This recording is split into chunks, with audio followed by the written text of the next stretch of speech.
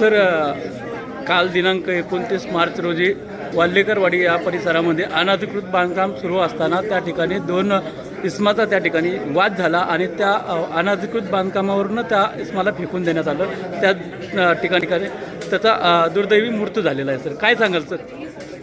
ही अत्यंत दुर्दैवी घटना आहे. आपण माझ्या निदर्शनास आणून दिली आहे. अनधिकृत बांधकाम रोखण्याबाबत आमच्या स्पष्ट सूचना आहेत.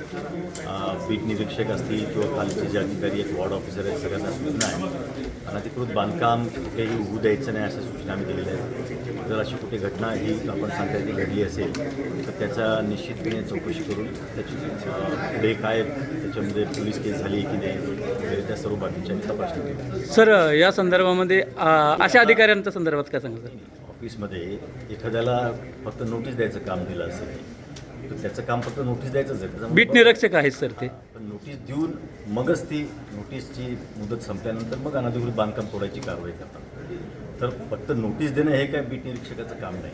नोटीस देऊन बांधकाम पाडणे ही सुद्धा त्यांची जबाबदारी आहे. अनेक घटना अशा घडलेल्या सर. त्यात वाल्हेकरवाडीमध्ये तिसरी घटना आहे सर अशी.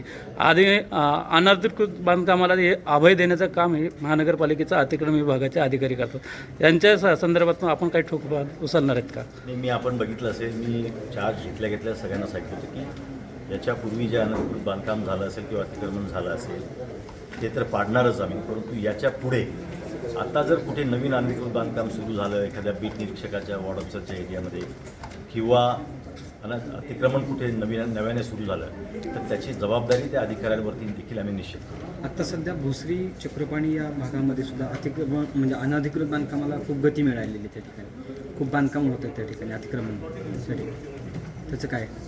आता तेच आता जे अतिक्रमण आणि अनधिकृत काढणारे जे विभाग आहे त्यांना मी त्यांचा पूर्ण 6 महिन्याचा, 3 महिन्याचा, 1 महिन्याचा, आठवड्याचा प्लॅन द्यायला सांगितलेला आहे की कुठलं अतिक्रमण ते कधी काढणार आहे, प्रायोरिटी काय असणार आहे, सगळ्यात पहिली प्रायोरिटी कोणती, फुटपाथ कसे मोकळे करता येतील, ह्या सगळ्या गोष्टी आणि प्रायोरिटीप्रमाणे अतिक्रमण कसं काढणार याचं मला पूर्ण प्लॅन मी द्यायला सांगितलेलं आहे. त्याच्यावरती लवकरच कारवाई सुरू.